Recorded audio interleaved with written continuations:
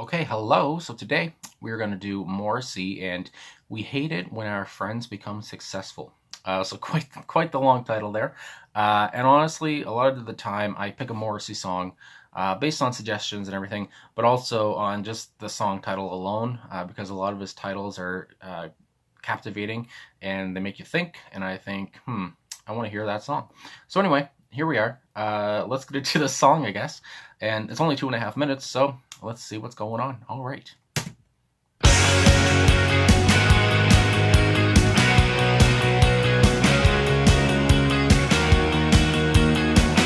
It's like jumping around.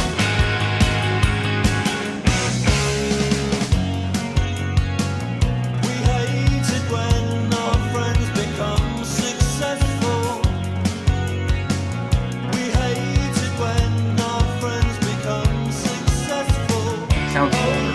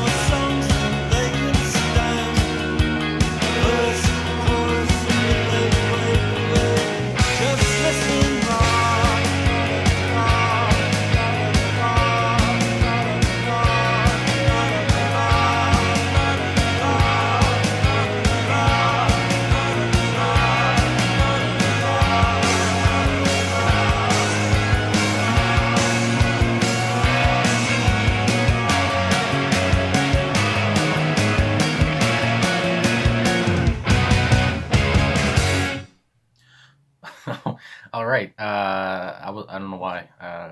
The ending struck me there. Okay, so yeah, we hate it when our friends become successful. Morrissey for another Morrissey Friday. Um, I don't even know. I'm thinking here already off the top. With I was listening whatever, and I was watching or looking at the lyrics. With the last verse there, the third verse. With when he says you see it should have been me, it could have been me. Everybody knows, everybody says so. They say you have loads of songs, so many songs, oh songs, and they can't stand. Verse, chorus, the middle eighth, break a fade, just listen. Then he goes on with la la la's. I feel like he's being kind of a like I don't know. I don't want to say like a prick or whatever. He's just saying like uh what the heck's like I'm trying to figure out here. Hold the phone. It's like he's pulling people's leg, It's like I'm thinking of like Bo Burnham. If you know who Bo Burnham is, I like Bo Burnham a lot.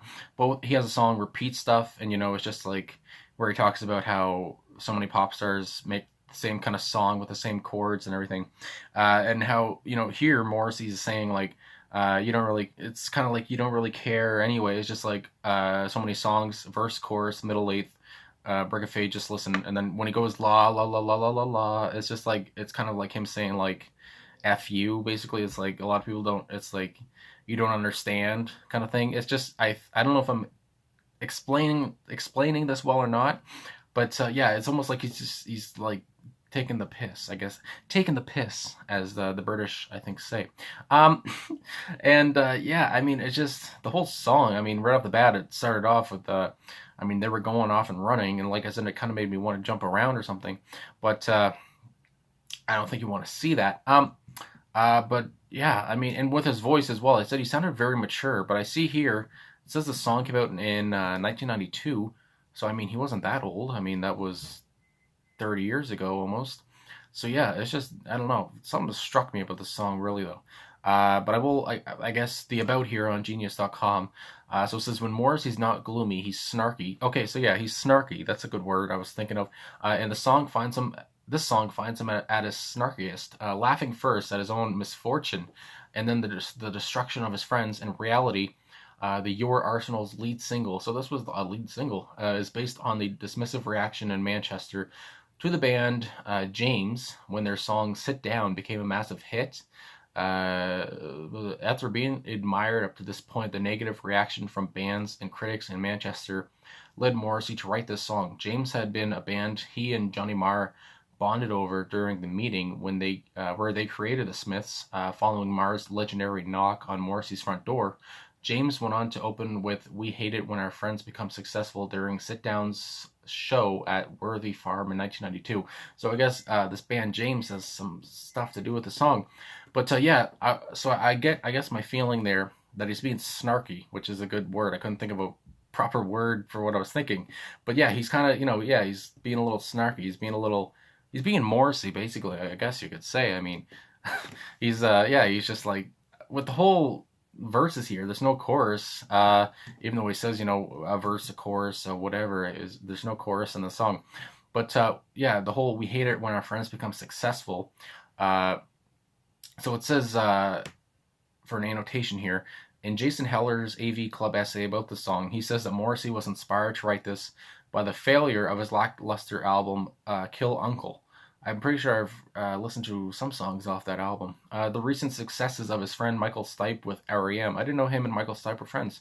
And his former friend Johnny Marr's continuing stream of lucrative jobs after the collapse of the Smiths.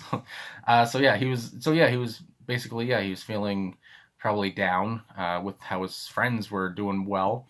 But at the same time, I mean, I know the title is "We Hate It When Our Friends Become Successful," but I mean, you're happy, I guess you could say. But yeah, I mean, you do feel kind of sad, kind of bad, whatever. I mean, somebody is having a good life, whatever, they're having success. And I mean, you're Morrissey, you had the Smiths, and now you have a lackluster album and you just feel like crap. And it's just like the people around me, like, Johnny Marr, my bandmate, he's doing well. And my friend Michael Stipe, he's doing well. And I mean, yeah, 1992, I mean, REM, they were at their top there. I mean, my God, 1992. Anyway, Out of Time was just quite an album of its time. Anyway, and so many other albums that REM came out with. But anyway, also when he says, "Oh, look at those clothes. Now look at that face. It's so old." And such a video. Well, it's really laughable. And then he laughs, and that was just making me laugh as well. I mean, again, this is Morrissey's lyricism here again. And then he goes on, "And if we can destroy them." Well, he says first, "We hate it when our friends become successful, and if they're northern, that makes it even worse." That makes it even worse. So since the breakup of the Smiths in 1987, the so-called Manchester scene had sprung up in that same city and gained major commercial success in the late 80s and early 90s. In contrast, Morrissey's previous album flopped, and he had to watch while other bands became successful from his hometown. And I mean, Manchester, I mean, again, I know I've said before with in videos, I'm a big Oasis fan. Oasis is from Manchester. So many great bands have come from Manchester. I mean, I think the Stone Roses were from Manchester, I think. But they were out anyway around the same time. Or no, 1989, I want to say. So yeah, either way, yeah, Manchester has made some great bands. And yeah, it's just, again, it's the same kind of thing. I mean, Morrissey was feeling kind of down, and other bands were having success. And at the same time, you want to have success, but it's not just happening. It's not happening for you at the moment. But anyway, yeah, and like I was saying there with that second verse, when he says, "And if we can destroy them, you bet your life we will destroy them. And if we can hurt them, well, we may as well." It's really laughable. I mean, it sounds almost like a crazy person or something is singing this, but it's just, I mean, it's Morrissey, so maybe you could say it's a crazy person in some aspect. But yeah, it's just, I like it a lot. I mean, I always love his lyricism for this in most songs I've heard anyway. And yeah, it's just great. Anyway, third verse, the last verse here, should be done soon. you see, it should have been me. It could have been me. Everybody knows. Everybody says so. Basically, again, he's just talking about, I mean, why don't I have this success? Why can't I be doing this well like everybody else? Everybody says so, and then they say you have loads of songs, so many songs that they can stand. I kind of understand that now. It's just like some songs that they can't stand, but some songs they can, and they were big hits for you. It's just like, I mean, you still got it, Morrissey. Even though you're going through this little lapse in your career, you still got it. And yeah, so this, I mean, produced by Mick Ronson as well. I just saw that. I know he's quite the name in music. But anyway, yeah, snarky little tune from him. 2.5 minutes long. And I mean, it didn't need to be any longer. He said what he had to say, and he was done. He was out of here. And obviously, I'm guessing this became quite a little hit for him, I guess. It was covered by James. And yeah, so another great tune. I like it a lot. I like the message a lot. I like it's pure Morrissey, in my opinion. Yeah, so I guess that's it. So anyway, yeah, thanks for watching. Thanks for liking, subscribing, commenting. Really appreciate all the support. And I will also say, since this is March 19th, as this comes out, it is my birthday. So I will say that. I don't know if anyone's made it this far, but I am 23 on the day that this comes out. So anyway, thanks for watching. And yeah, it's been a nice little a couple years with this channel, and now I'm 23 years old, so hopefully it's not all downhill from here. So anyway, I'll talk to you guys again soon, and yeah, just have a good one wherever you are, and especially in Manchester. Oh yeah, sure.